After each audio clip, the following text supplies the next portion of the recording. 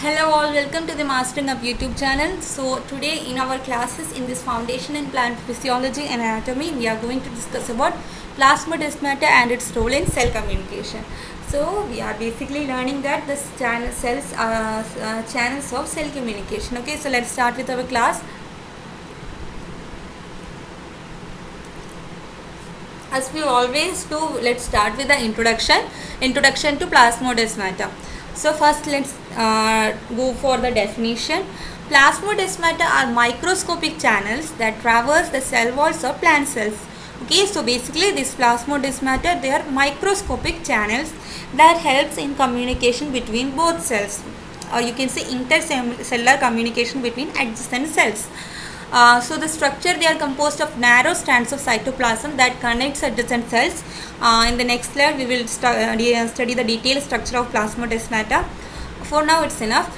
Now the functional overview, you can say it facilitates the intercellular communication and transport of materials. So basically there helps in communication and transport of different materials. This is also we are going to study in the coming slides. Okay, so let's start with our structure of plasmodesmata. Here in the side you can see its structure. There are basically two important structures of plasmodesmata. First is cytoplasmic sleeve and the other one is desmotubule. One is the channel and the other one provides the structural support. So here in this picture you can see we have cytoplasmic sleeve. So the cytoplasmic sleeve, they are the channel that allows the movement of substances across the cells. Okay, so here you can see our RNP and virion are transferred from one cell to the other. This is just shown for an example. Any material or communication signaling hormones are being transferred from the one cell to another through this cytoplasmic sleeve. They are the extension of cytoplasm. Now desmotubule, they are the structure that is derived, or you can say they are extension or the structure that is derived from the endoplasmic reticulum of both the adjacent cells. So this endoplasmic reticulum, they elongates, or they produce this desmotubule that helps in providing the structural support to the plasmodesmata.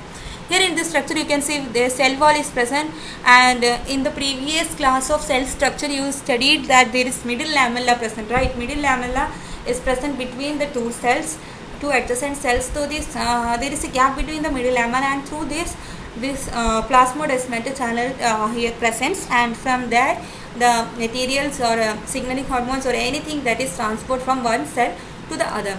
So when we are saying cell communicates with each other, it is communicating through it's not like they are talking to each other. It's like they send hormones, or they send signaling materials from one cell to another. Through that the other cell will understand what is happening to the other, or what is the other cell is trying to tell them. Okay, so that is basically happening here. And you can see this structure. This is our called what we call desmotubule. They are derived from the endoplasmic cortical and endoplasmic reticulum. And now we have cytoplasmic channel or cytoplasmic sleeve is there. Through this the materials are being transferred, and plasma membrane is also there. Okay, now next, role in communication. So different roles of plasmodesmata is there. First of all we will study the role in cell communication. So first, they helps in transport of signals.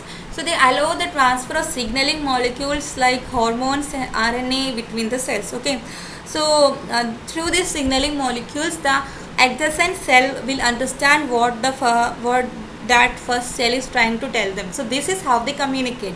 And the next one is coordination of responses. So they enable neighboring cells to respond to environmental changes collectively. Okay, so basically whenever an environmental changes is occurring in the surrounding, the cell will tell each other that we have to, like, just imagine the cell talking to each other, and they just start an army together. Okay, so they just what you can say, they have to collectively respond to a stimuli, environmental response. Then only the plant will able to survive or able to thrive in that particular condition. So here in the same way, this coordination of responses, they enable the neighboring cells to respond to the changes collectively, so together. So whenever a change occurs, one cell tells the other cell tells the other.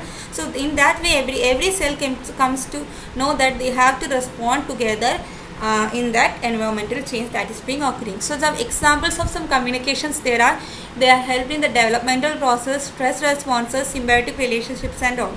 Okay, so here you can see they are the plasmodesmata channels are being present. Here also they are present. So it's just that these things are transferred from one cells to another. Now the role of plasmodesmata in plant development. So first of all, role in growth. They are involved in the distribution of growth signals during plant development. When a plant is developing, every cell need to know that they are the plant is growing, and they need to respond in some kind of way to help in the growth. Okay, so in that way they are involved in the distribution of growth signals during plant development. And the next one is the influence of patterning. It helps in establish tissue patterns by coordinating cell divisions and differentiations. Okay, so these cells, the coordination is the major thing that's happening through the help of plasmodesmata. So through these coordinations, the cell coordinately divide and differentiate, and it forms the tissue patterns that helps in production of different organs. Now the role of plasmodesmata in plant defense. Coming to that, first is response to pathogens. So the communication through the plasmodesmata can initiate defense responses against pathogens. Okay, so just imagine the border of India border. Just imagine, and each soldier standing there. Each soldier standing there is like each cell of the body. Okay, each cell of the plant. So whenever a pathogen attacks, or whenever the just imagine just our enemy country, just imagine the members of the enemy country that is going to attack us as pathogens, and our soldiers as the cells, and the border as our what we can cell wall. Okay, so whenever these enemies crossing the border and coming to our side, our armies will try to they will communicate with each other, and first of all they will tell the border people will tell the those present in the base camp, and from there it will go to our central, our capital state, and from there they will provide signal to start the defense mechanism, or they will tell to start the fight, or a fight against the enemies and all. In that way, a very long communication occurs. In that way, our country soldiers, they attack the enemies and save our nation. So here in this way, whenever a pathogen attacks a plant, the cells communicate with each other. They initiate defense responses against pathogens, and in that way they what you can say, in that way they helps or protects the plant from the pathogens. Okay, so whenever a pathogen is entering through the cell wall, whenever a pathogen is entering into the plant, the cells communicate rapidly. The cells communicate with each other. In no time, they initiate the defense responses against that pathogen. Okay. Now the second one is isolation of infected cells. This is also, let's study with an example. When that COVID occurred, whenever a person is getting affected by COVID, he is being isolated, right? Isolated till he is all right, till he is disinfected from the disease, and at that time, the meantime, he was being isolated. So in the same way, whenever a cell is being infected, the plasmodesmata seal off. They seal the plasmodesmata to prevent the pathogen spread from one cell to another. Okay, so that was the isolation of infected cell and response to pathogen.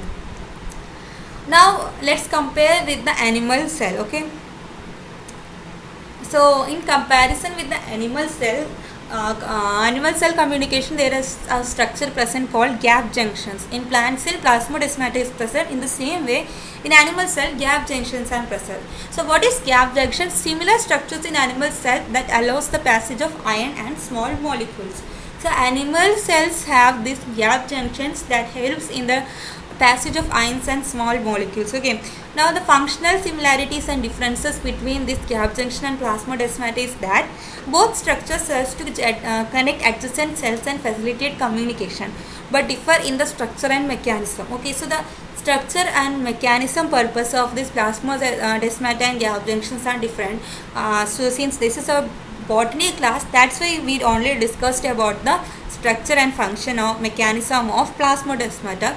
In other classes, you will study the structure and function of this gap junction also.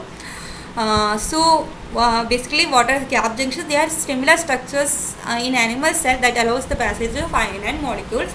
The similarities between this gap junction and plasmodesmata is that both structures serve to connect adjacent cells and facilitate communication, but the only difference is between their structure and mechanism.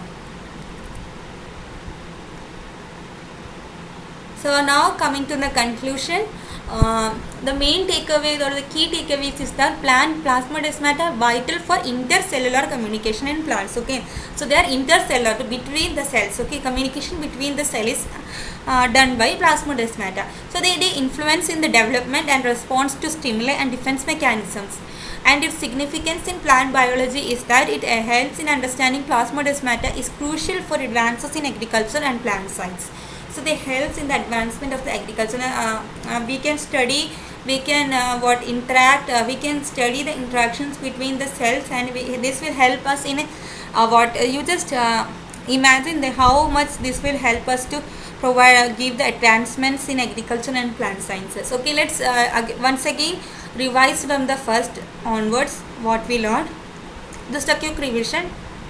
Okay, first of all, the introduction. In introduction, the definition was there, that is plasmodesmata are microscopic channels that traverse the cell walls of plant cells. Okay, so the structure, it is composed of a narrow strand of cytoplasm. Structure we will study in the coming next slide. Structure is there. The function is that they provide the intercellular communication and transport of materials. Here plasmodesmata structure is there. Now the structure of plasmodesmata, the main two structures are there, cytoplasmic sleeve and desmotubule.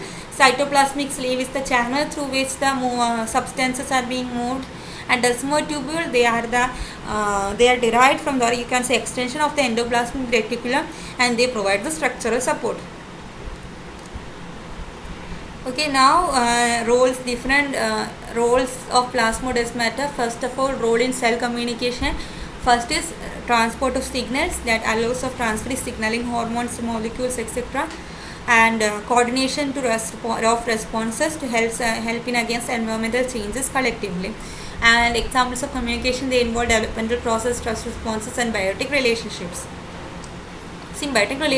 And now the role of plasmodesmata in plant development helps in a role in growth and influence in patterning. Okay. So the role of plasmodesmata and in plant defense, it is the response to the pathogen, as I already told you, like a fight, or you can say jung occurring between the two countries. In the same way, here also when a pathogen enters, this cell communicate with each other and initiate a defense mechanism as soon as possible. And the isolation of infected cell, like we studied like the example of corona. Whenever a cell is being infected, it is sealed off. They seal off the infected cell to prevent the pathogen spread. Now the comparison between animal cell was there. The animal cell have a gap junction, and plant cells have what we call plasmodesmata. They both serve as the structure for this connect the adjacent cell walls and facilitate communication, but there is a difference between the structure and mechanism of both cells. So that's all what we learned in this whole class of plasmodesmata and its structure and function. So that's all with the class. I hope you enjoyed. Thank you. Have a nice day.